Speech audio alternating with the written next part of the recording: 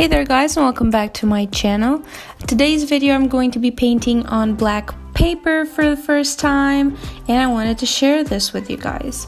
So I took some pictures while going out and on my summer vacation.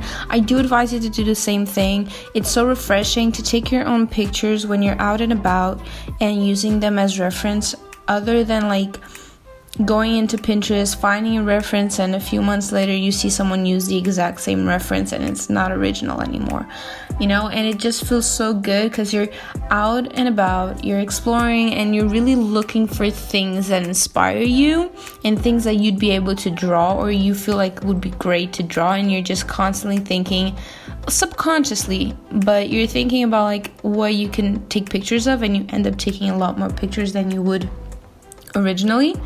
And I found it very refreshing, and I have quite a few of these, and I'm going to be painting them. And this is the first one. Well, it's technically the second one. The first one I did on my sketchbook, but this is the first one I'm going to share with you guys. And yeah.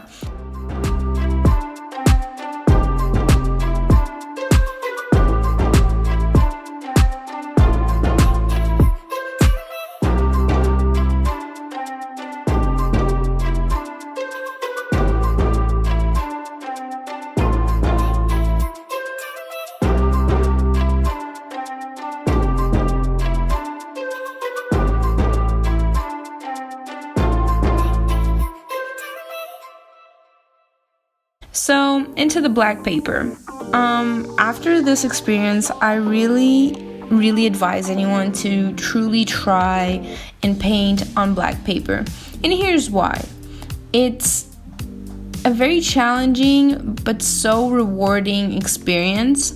So first of all, this paper that I'm using, I have no idea where it comes from, no clue, have no idea. It was handed down to me by my uncle, and so I'm just using it. It is pretty thick, so I do think it's kind of similar to watercolor paper, even though I don't know if it is watercolor paper.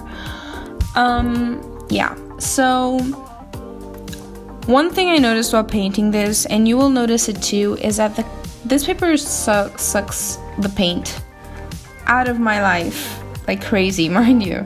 But you do have to layer more when you want brighter colors. So when you want brighter colors, you have to lay more, like the sand or the sky and the rocks. Those I had to layer a bit more to achieve a more even tone, because you can see in certain spots where I wasn't very thorough, you can see the black through. And I mean, if you're incorporating that into your piece, that is amazing. But if you're not, like me, that is kind of annoying. After painting it, you kind of look at it and you're like, oh, there's a lot of spots where the black is noticeable. So this is one thing that I noticed, and I do think it's relevant to mention. My advice would be for you to add a layer underneath. So a lot of people start painting with underlayers, and I'm not that type of person. I don't usually do an underlayer before painting, but in this case I do think it's very much necessary, or advised anyways, because it gives you like a base layer of one color, and then you'll just put on top of that, and you won't notice the black paper underneath as much when you want to add lighter details. Now this is only valid if you're going to paint the entire piece. If you want to work with the black and add little spots where you don't add paint at all, that won't be advised, but you can just add like an extra color for the parts and bits that you know are going to be lighter in value at the end. But yeah, I do advise to do that under painting. I did do that under painting on another piece, and it worked really well. I only messed it up later on in the sky, so that is also why I would advise you, if you have any, use some acrylic gouache. I don't have any, so I couldn't use that, but if you have any, I do advise acrylic gouache. Let it dry and then paint on top. That would be great if you don't want the black to see through your paints. Otherwise, I only have good things to say. Honestly, I love this. My colors popped so much. Everything was so visible. You can it pops so much. So the thing is, like, when you add paint to black paper, it adds a lot of contrast. which doesn't happen with white paper because white paper just kind of washes it down. But when you add like colors to dark paper, it's so contrasting. It's like tone paper but on steroids. It's so much better. It also will affect the value of your paints, which basically makes your colors look more intense. If they're opaque colors, they will look a lot more intense because, again, the contrast. But if they're transparent colors, do keep in mind they will darken, obviously, because black paper. But I do feel like it's a pretty cool paper to like figure that out and just explore it and work with it. It's also like you can also use black as an eraser instead of white, which is great, you know. And highlights here just look marvelous. The brighter the color, the bigger the contrast will be between the borders and the actual painting, so it will look amazing.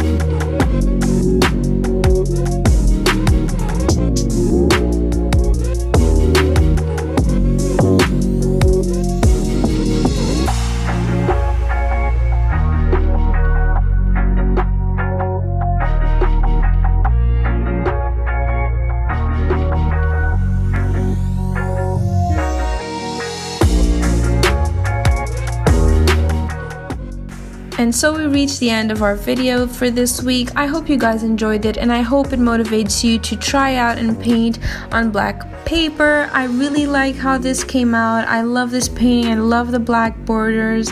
I'm just in love with this, and I hope it sparks interest in you to try it out. Let me know if you end up trying it out or not. And yeah, please like and subscribe if you're not already. I would love to grow my account, and if you haven't already, I do also have an Instagram and TikTok for you to follow. And yeah, I'll see you next week for another video. Bye.